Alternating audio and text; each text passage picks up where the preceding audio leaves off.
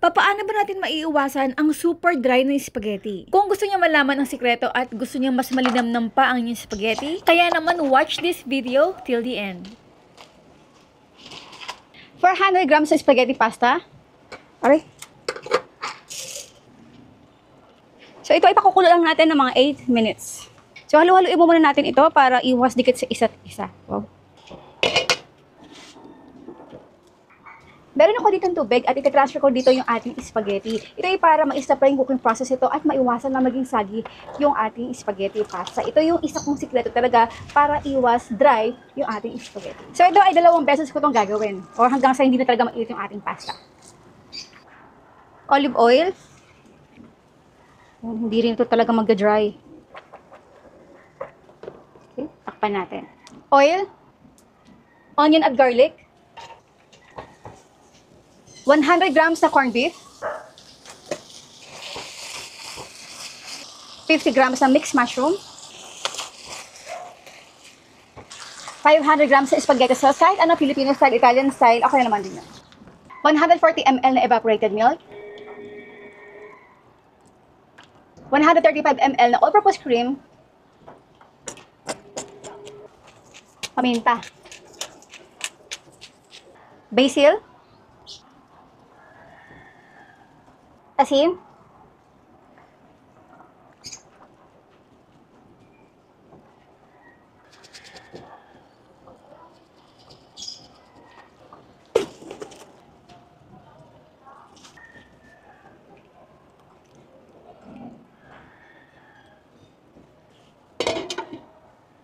after natin ito ma-simmer ng mga 5 to 7 minutes, patayin na natin ating apoy, tanggalin ng takip, at mag-intay lang muna tayo ng mga at least 10 to 15 minutes. Tignan nyo yung ating spaghetti pasta. Hindi talaga siya natuyo at talaga naman na-maintain yung freshness ng ating spaghetti.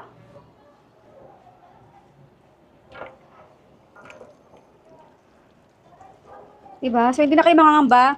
Kahit mga 1 hour, 2 hours, 3 hours, ay hindi talaga ito magdadry o hindi masyadong ina-absorb ng spaghetti yung ating pinaka-sauce. At the same time, diba, yung sauce natin na-maintain yung quantity ratio dito. Paki-comment naman kung taga saan kayo para mabati ko kayo next time. Iwas dry. Diba? Kanina pa to.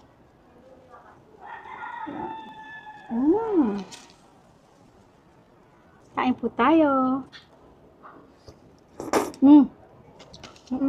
Mas nagiging creamy pa yung ating spaghetti. Kasi nga hindi masyadong tuyo-tuyo. Hindi siya talagang nagdadry. Oh, tinagalog lang. Hindi pa masyadong nagdadry. Hindi masyadong nagdadry yung ating spaghetti. Yung nagpapalasa syempre dito yung ating mga sauce, diba? Kaya talagang nako-conserve yung kanyang flavorings dito sa labas or yung pinaka-sauce nito. Kaya ng pagkakain natin, napakalinamnam. So, ayan po guys, kung meron pa kayong request ito sa ating page, pakicomment naman sa comment box section. Bye!